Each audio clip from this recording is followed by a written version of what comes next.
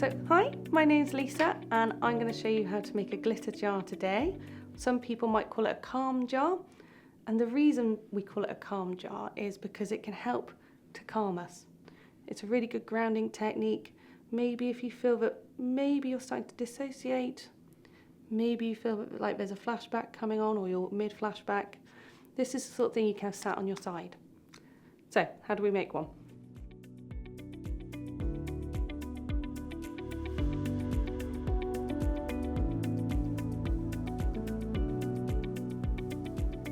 So that's a glitter jar. Recommend you have a go at making one at home.